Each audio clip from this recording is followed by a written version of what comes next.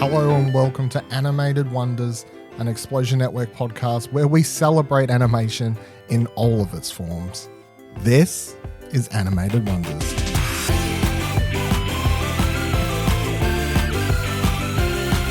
In this season, we'll be discussing all the films in the Toy Story franchise. Hello, my name is Blight. Joining me to discuss today's Animated Wonder, Ashley Holby.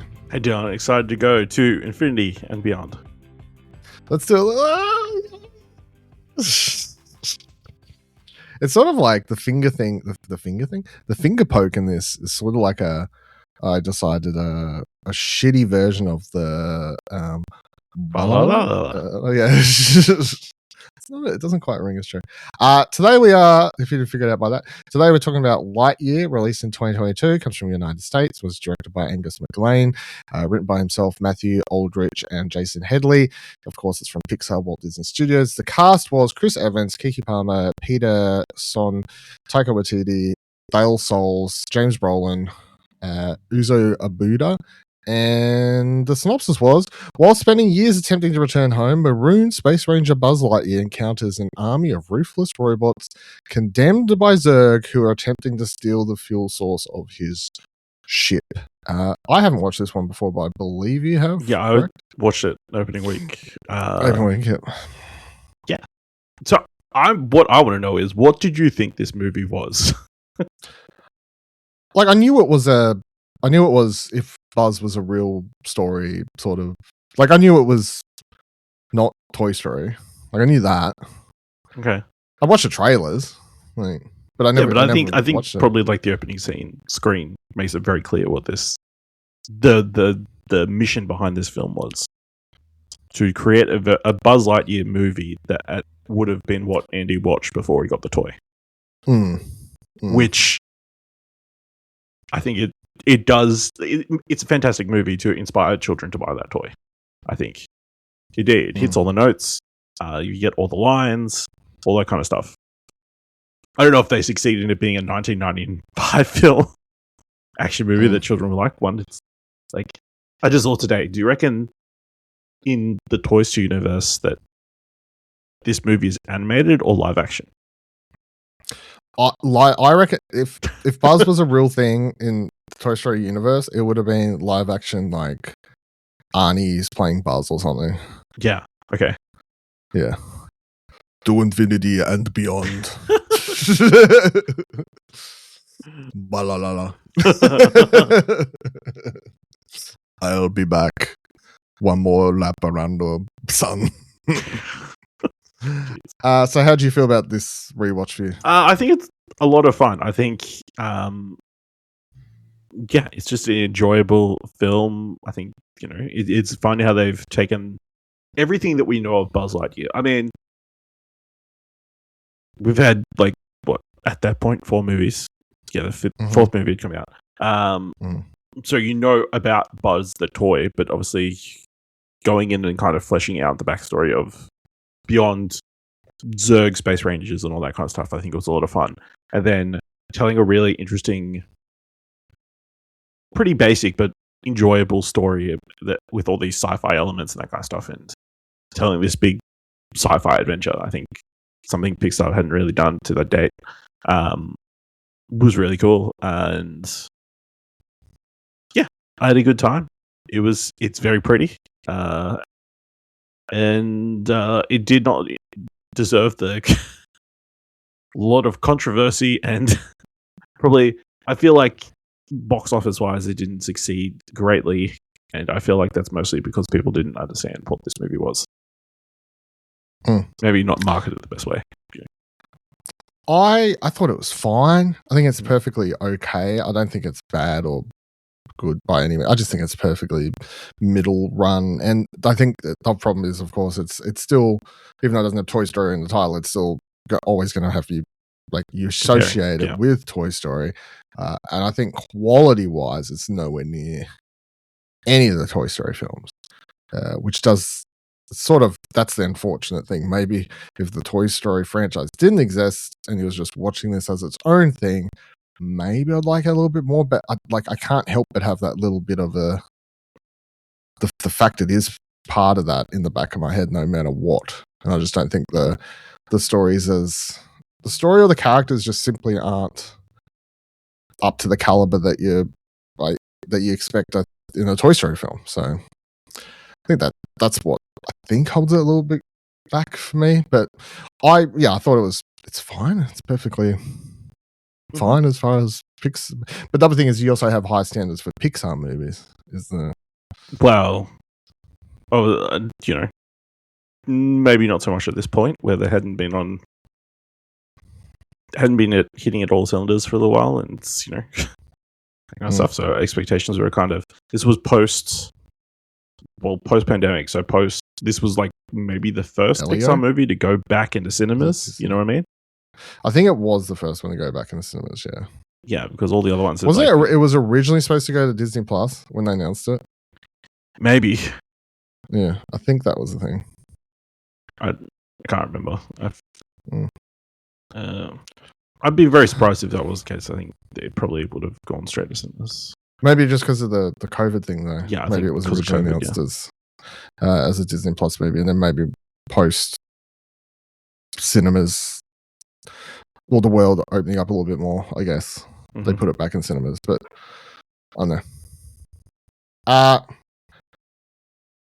So core themes for this film, I think the first one I wrote down is just simply failure is part of life, and then teamwork makes the dream work, which I think were sort of the two main ones. I mean, the film is really primarily about Buzz's almost obsession with his mistake and failure that he had, and the inability, the inability to move on from that and accept that sometimes people make mistakes and that's okay and that's life. And he spends the rest of the movie obsessively trying to right his wrongs, and to right his wrongs, or to eventually reach the decision of he doesn't need to right his wrongs. He has to learn along the way that he can't do everything by himself and accept his team, that by the end of the movie he does that, where the captain or whoever the leader of the place is like, oh, you're gonna have this team, and he's like, I've got my team, or whatever. So no, I think that hits the nail on the head. I think definitely, like, you need to move forward. You can't dwell on mistakes or anything, because really clearly other people's lives move forward while you're stuck in the same place, which is kind of brilliant, really well depicted with the time dilation elements of the story and that kind of stuff. Like, his best friend lived a full entire life while he was singly focused on this one thing. You need to a point he's not even to the point he's not even thinking about. The point where he didn't even realize his friend had a life. Yeah, the whole time he keeps doing it, going, "I got to do this for her while she's happy." Yeah, like she didn't have all these happy moments while he was flying a ship and taking 4 years, kind of stuff. So, and the teamwork thing, because he is so solo, need to do himself, which is an interesting character aspect, because I feel like there is an element of that initially in Buzz. In the first Toy Story is very much like, I got to do this by myself. I don't need help, that kind of stuff. But I think that's another clear major theme. Can't do everything by yourself. Yeah, it's like, but if Buzz in the original Toy Story, it's it's also, I guess, that thing of accepting the friends and family around you, sort of thing, that he eventually has of those, and that's what the Buzz in this movie does as well. Yep. And then I just wrote down, home is where your heart is, which ultimately is not what he realized, and that's why his best friend lived the full life, because instead of constantly, I don't know, worrying about getting back to, do they say Earth? Is that where? Did they ever say that? I don't remember if that's ever. No, I think they just say home. Home, yeah, okay. So instead of ever worrying about get back to home, her, she moves forward and has this whole family and Star Command. And it has this whole thing, but I think the movies at least does this other thing about You know, like he can be happy there. It's fine. He doesn't need to obsess over this. Is you know, you got friends, loved ones there. You know, your home doesn't necessarily need to be as the classic age old is. Home is where your heart is. So, yep. I was about to say you at least agree. Like, what do we? Sorry, yeah. I'm like, are you gonna? I forgot I was on a podcast and just was nodding. Helpful. I would, as far as like moving down to some the film elements, I think the animation is good. I think it's very pretty, but I don't think the other thing I sort of missed, to be honest, because it's Buzz and this is more of a real humanoid character compared to the robot. I kind of miss the rigid animation of the original Buzz. You know, like the very like posing, like does like a barrel roll and the very like thing, but because he's like more human, he's animated differently. And again, I wouldn't think about this if I hadn't watched a Toy Story film, but when you're watching it, it's still the same character. I can't help but be like, man, I miss his sort of more toy-like. No, I appreciated how they, I guess, made the Space Ranger suit realistic. Like, yeah, that's a believable thing that someone would actually wear to like go around and that kind of stuff, and the way he did move and all that kind of stuff, I think it was really cool. And like the way they brought all the lore into this the lore of Buzz Lightyear into the worlds, you know, I thought it was really cool. Although it was weird to see him with hair, I guess. Yeah, that's funny. Yeah. So on Zurg. I didn't like that. I didn't like his look. What, didn't like man? Oh no, just the Zurg. I just didn't like the suit. Yeah, I didn't like it. Too different from what we'd previously seen. I didn't appreciate that.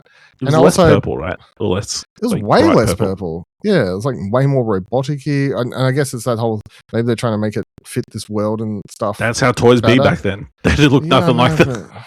Just nothing like the movie. Yeah, and I didn't really like the whole when we did it's Buzz alternate timeline, different future sort of thing that ends up being Zurg. I'm like, I don't know if we need this much of a convoluted time plot hole thing in a family animated film. I would have just like. Did they write themselves into a corner 21 years ago when they said Zurg is Buzz's father? Yeah, I was like, did we just do that because of that joke? Because yeah, is that what we're No, I think you know, obviously it is a little bit convoluted, but you've already created the idea of time dilation in a kids movie, which I think is a pretty hard concept to, you know, get across. These kids ain't watched Interstellar. No, you know, they don't, or even Avengers Endgame. Like, no, yeah, I don't know if they've got anything to like, understand it from. But I think it works because obviously you get the juxtaposition of this version of Buzz who continues down this path of trying to complete the mission and at the forsaken of everything and everyone else, and becomes a bitter old man. And this Buzz chooses not to become a bitter old man. Yeah, like I get the emotional reason for the story to have it be him, but I still kind of wish it wasn't. But also, if this was a movie in 1995, that would be pretty cool.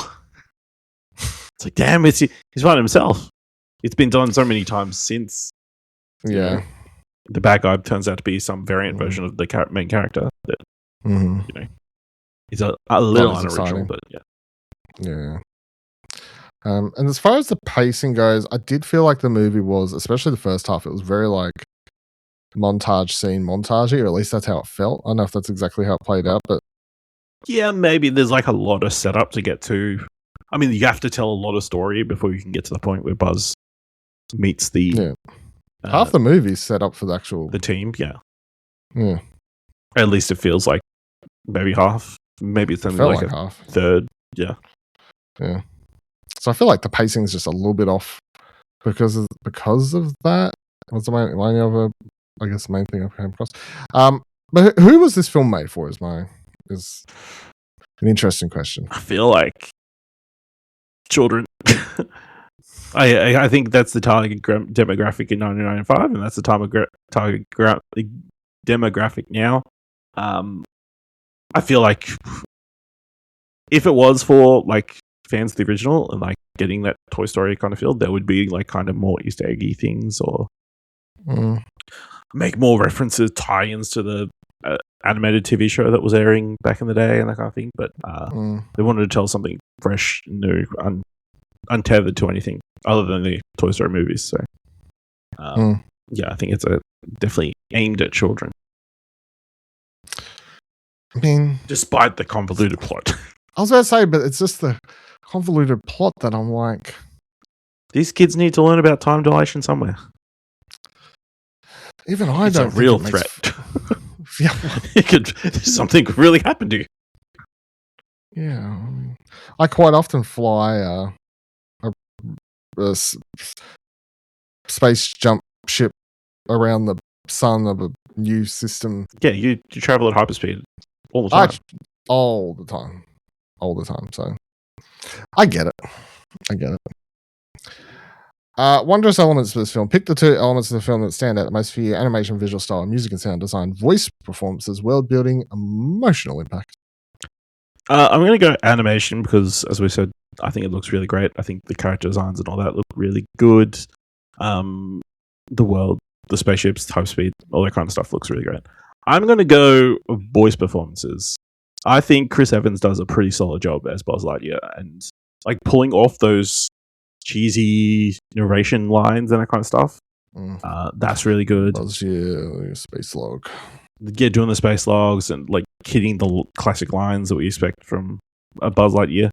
And then you've got a great supporting cast as well, like Kiki Palmer, Taika Waititi. I think Peter Son kind of steals the show as Socks, who's a fantastic robot character. So vocal performances would be my second, because there's a lot of jokes that only work because of the delivery and that kind of stuff. Yeah, I would agree. I'd go voice performances. I don't think anything's like, oh my god, that's some of the best work I've ever heard in an animated movie. But I too found that Chris Evans was surprisingly quite good. It's different, but still good, and it fits the character nonetheless, and doesn't attempt to do a He's not doing a Tim Allen impression, which I think is key. He's not doing the Tim Allen. Yeah, so appreciate that. But yeah, and then animation, visual style. It's a very pretty looking movie. At the end of the day, so, and as much as some of the character designs I don't like, the Zurg one I just don't like, but it's still pretty. So, what was your favorite scene, sequence, or character from Lightyear? I think it is the montage of him constantly going forward in time. Yeah, that's what I was going to pick too. As much as I was like, the montages kill it, that scene still. Yeah, that is like, the saddest kind of scene. Weirdly, because it is this guy chasing the same outcome constantly, and seeing his friend slowly go older, and her just getting glimpses at her life and not realizing that's what's happening. He just thinks, not thinking 4 years have passed, 4 months or something like that. But it's very sad. And then he comes back one more time and she's gone. Gone without him. Yeah. There was a scene there where it almost looked like she was going to kiss this lady, but then it didn't happen. And I was like, oh, crazy. Because you can say that someone's got a girlfriend, but boy, if we were to see them kiss, you can say they are together and raising a child together. Have a child, yeah. That kind of stuff, but not if they're no kissing. Yeah. That'll send the kids. I'll be honest, I thought they kissed. Maybe they did. I think they hug. They let him hug. I think they kiss. I believe. I think maybe. Because they're like, because that's what the controversy was about. Was it? Well, I didn't see it, so I blinked and missed it. Apparently, yeah, you blinked at the second their lips touched, just like all the people in the Philippines. Yeah. Too woke for me. Get these women kissing out of here. Yeah, I thought they removed it, or that was that what people wanted? I remember the specific scene was initially cut from the film in March, but following Bob Chapek's response to parental rights in education bill and the internal polarizing uproar it caused Disney, the scene was reinstated. Okay. So apparently I did blink. I covered my eyes. Yeah. It featured the same kiss or between. It's such a non-issue to me. Yeah, it was I like didn't even take notice. It was like a nothing. It was like, a peck. Done. God. It wasn't like they were making out tongues, They're turning our kid's gay. There's something in the water. Yeah. There's a snake in the water hole, Woody. Yeah. This film had any place. Well, sorry, I will also say I did enjoy the joke around how sandwiches have changed in the years since. Yeah, I don't get if there's meant to be any bit there that makes any sense, but it doesn't make any sense. But yeah, cool. It's funny, the idea of feeding sandwiches with meat on the outside, bread on the inside.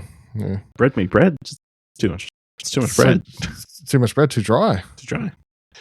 Juicy fingers, that's the best part. Just like, fuck it. That sounds terrible. Should try it one time, eh? Yep. I think the food in this actually looks good. Like, there's the meal, the prepared meal that he pops in when he returns, and it's like a blob of like a nice slab of meat. Yeah. All futuristic sci-fi movies and TV shows and stuff, they always do like have these like microwavable meals and whatever else that come out looking so good. It doesn't look good, but it looks like it would be enjoyable. Looks better than whatever the fuck microwave meals we got going on now. Yeah. Any place in animation history for this? Is this going to be something that anyone's talking about 10 years from now? No one's going to remember this, except so outside of the controversy. Yeah. And even the people who are angry about it have forgotten about it already. They moved on to being angry about other stuff. Even I admittedly forgot about it and added it in after already making the list of movies to watch for this series. So just to put into perspective about how much it wasn't even on my mind. It was weeks later where I was like, oh yeah, Lightyear. Crazy thing is, they left it open for a sequel. We hope you've enjoyed this episode of Animated Wonders. Let us know what you thought of the film on social media at explosionnetwork.com/follow. If you enjoyed the show, you can find more podcasts, reviews, and pop culture coverage over at explosionnetwork.com. And if you'd like to support the podcast and Explosion Network, head on over to explosionnetwork.com/support. Until the next episode, remember that animation is cinema.